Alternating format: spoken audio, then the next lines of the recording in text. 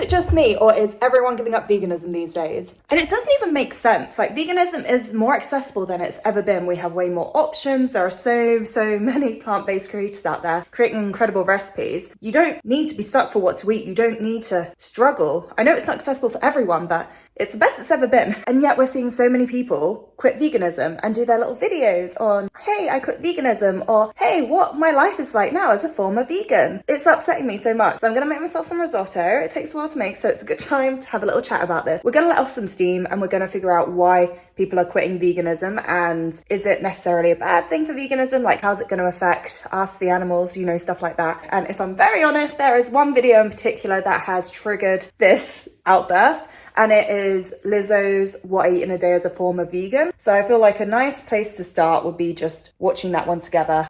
What I eat in a day as a former vegan who added protein to her diet. Just from the get-go, I'm so pissed off. The way she's opened that, like, as a former vegan, adding protein to my diet, is just misinformation. I understand people react differently to a vegan diet, but if you're gonna go out there and imply that a vegan diet is lacking in protein and you're unable to achieve protein goals on a vegan diet, that is just major bullshit. Baked beans, chickpeas, butter beans, tofu, and fake meat are all great vegan sources of protein. It is possible, it is easy, it is achievable. Have you ever heard of anyone with protein deficiency? Like, ever, vegan or not? Have you ever heard of someone with protein deficiency? As long as you're eating enough calories in a day, you are not going to struggle getting your protein intake. I don't know where this issue came from, probably all the protein powders that just want to sell you protein. It's not a problem. Veganism and protein, like, can we stop talking about it? We get enough protein. I have never once been worried about my protein intake, and I've been vegan 17 years. It's never been an issue. Never. Someone suggested I try a Japanese diet because it's one of the healthiest diets in the world, and it has some of my favorite foods. When I got to Japan, I was in awe at how clean and delicious. Even like now we're using the word clean to describe food. Fresh sushi and fluffy egg, and I was amazed at how good my body felt the next day. And that led me on a journey to figure out how animal proteins affect my body.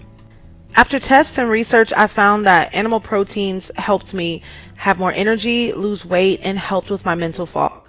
It just annoys me. Obviously, everyone's got their own anecdotal information, but as someone who used to be an incredible vegan advocate, it's really frustrating to see her say this. I can't have a go at someone else's experience. I don't live in her body. I wouldn't say that aligns with most people's experience of going vegan or eating meat. Like, weight loss is actually very much associated with going vegan. Brain fog thing as well. I feel like, okay, maybe it does affect some people, but I've never met anyone like it, and it feels like one of those things that celebrities love to say. And if your nutritionist is advising you eat meat to your diet, they should be fired. If a nutritionist can't help you reach your goals by finding a diet that can align with your beliefs, that's really a red flag. It's rubbing me up the wrong way.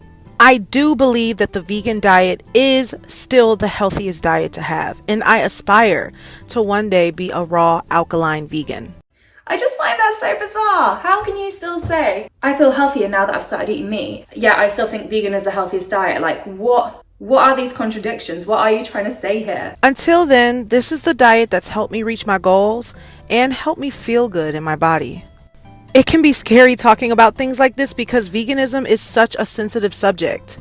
People are vegan for many reasons, whether it be health or environmental or love for the animals or all of the above. I'm aware how people could take this and how it can make them feel. But I'd rather be honest and share my story in my own words. Whether you're vegan, vegetarian, pescatarian, white meat only, or fully carnivorous, I'm not going to judge you. Do what's best for you in your life at that moment. All that matters is that you're happy. And if you're happy, I'm happy.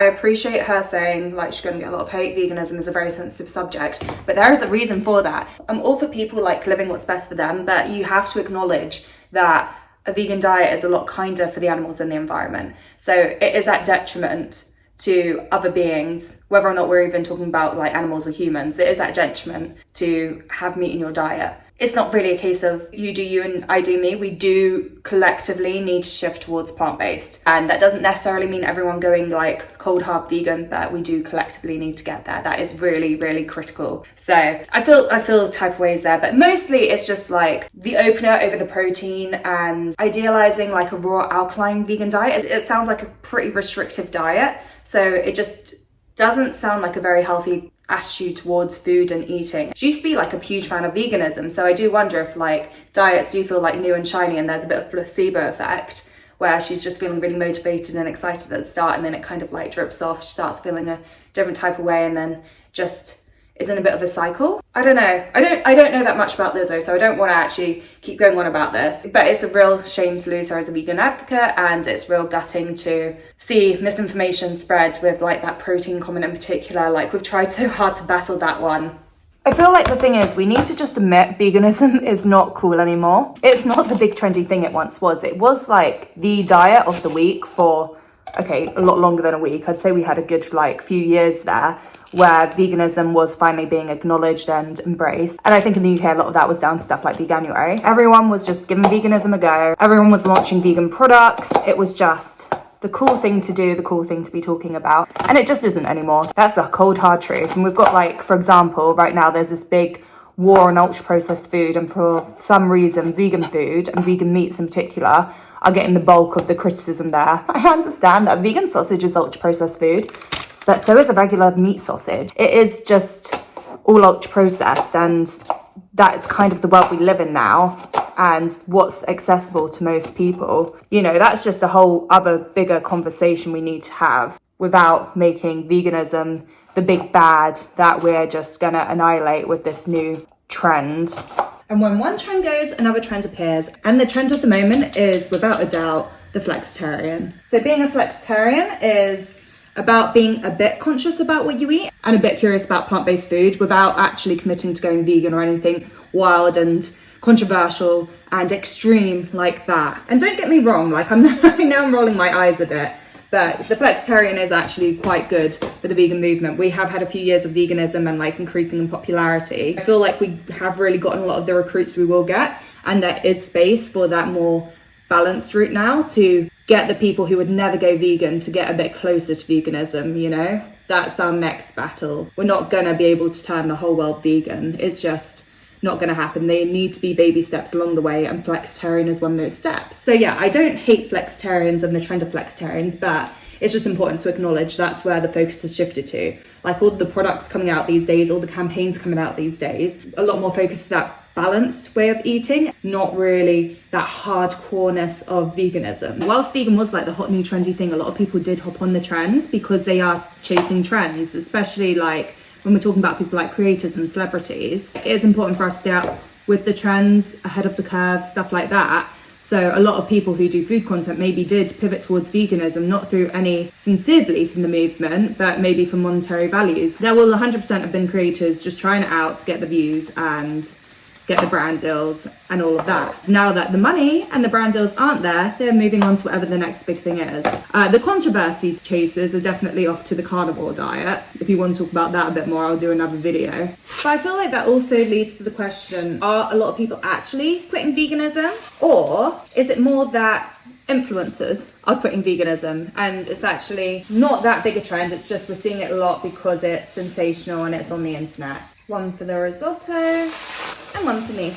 If you're new around here, my name's Nicole. I am a vegan content creator. I do like Instagram, TikTok, as well as videos here on YouTube. And I am very much in like the vegan influencer space in London, which I'd say is one of the bigger like vegan cities in the world, especially for like sort of like the products and the launches and the restaurant options, stuff like that. Rather than like, I guess, a cultural linkage, we are very much like meat and two veg sort of culture, so I appreciate not on that end. But yeah, I do know a lot of vegan content creators and vegan recipe creators, and whilst I'd say I'm a bit more lifestyle based, I generally do everything but the recipes on Instagram and TikTok. I've noticed myself, and especially the people who work in like the recipes and the food, the ad opportunities have really gone down the last like 18 months. I'd say the amount of ads for vegans or to promote vegan products has shot down, and a lot of your favorite creators are still very dependent on that ad revenue. You guys mostly consume free videos online from your favorite creators. A lot of you are not giving us any money, so our content is funded by the few ad videos we get. And I think you're seeing a lot of creators distancing themselves from veganism so that they can get these new ad opportunities in their plant-based sphere.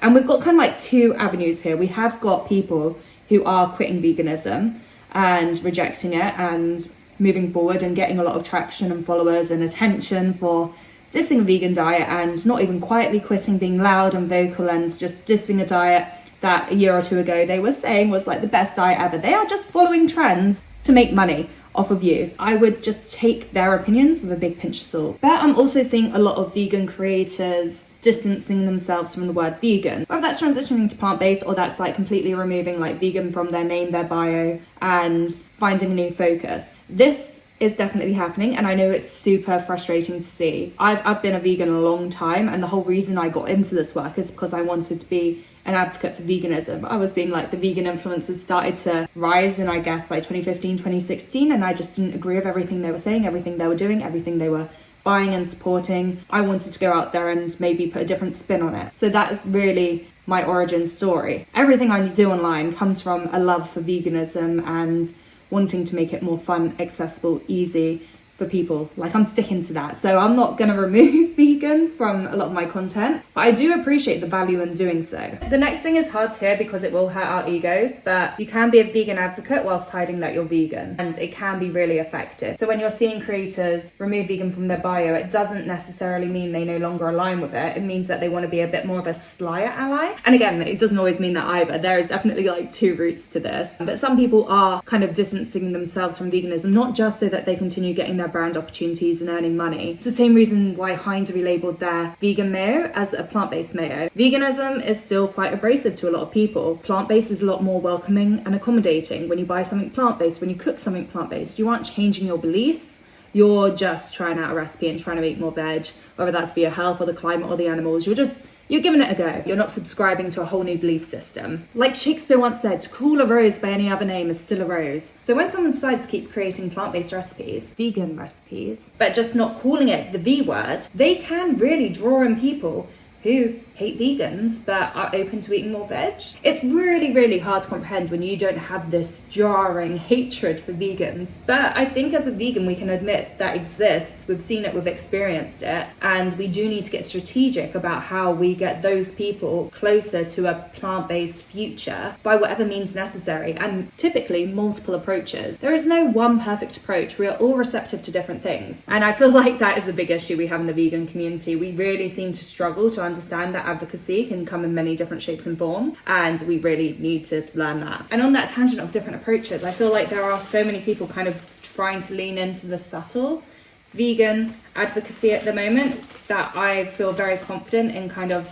very staying in my lane and doing the very loud and proud vegan advocacy. Sticking with using the word vegan, it's not a dirty word. I don't need to switch to plant-based. I still want to make veganism feel a bit more warm and accessible because I do believe in more than just the diet. You know, plant-based feels a bit more diet driven, and I'm just very keen on the whole package of veganism and the whole package of the beliefs, and the whole reason I went vegan was because of the animals. So I'm not really ready to stop talking about that or give up on that and redirect the conversation. That's just not where my passions align, and I don't think it's what anyone needs from me. So yeah, don't worry. I feel like a lot of vegans right now are feeling very frustrated at everyone kind of abandoning the ethos or the word, and I think I'm going to be sticking with it. Obviously, if I find that, you know, the more effective way of advocating for veganism in the next year or so is maybe switching to plant-based. Oh, that'd be so upsetting. I've got like a little, I don't know if I've shown you guys this before, but I've got a little like V for vegan tattoo. I just don't want to get that covered up with a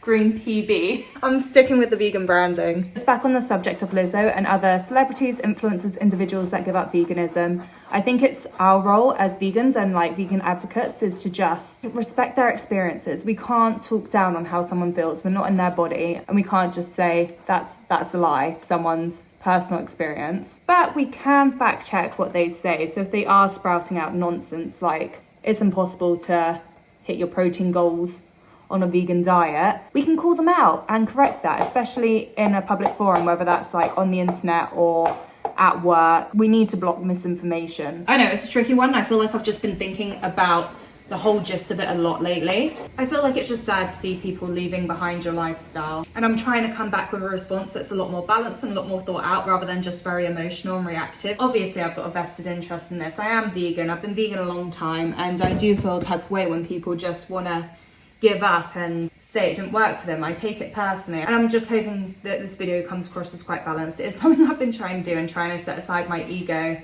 a bit in creating this. Ta-da! yeah, I think I'm gonna wrap up here, but I am so keen to hear all your thoughts. I'm not the authority on veganism, I'm not the vegan police. It doesn't exist, we're all just doing our best. I'm just a vegan with a lot of opinions, and mine are not the only ones that count. Yeah, please, like, any thoughts on this conversation, I wanna read them. I feel like we're gonna see a lot more from this trend in the next year or so, where we're kind of balancing out our vegan beliefs with the rise in flexitarianism and trying to find like compromises on the way which feel kind of like jarring to us personally as vegans, but are kind of good for the greater good of veganism, where we're getting more people going plant-based because of those compromises in the middle. Interesting times ahead. But yeah, thank you so much for watching. If you're new around here, please do hit subscribe. I love these sort of conversations and I'd love to chat again soon. So yeah, catch you next time. Bye.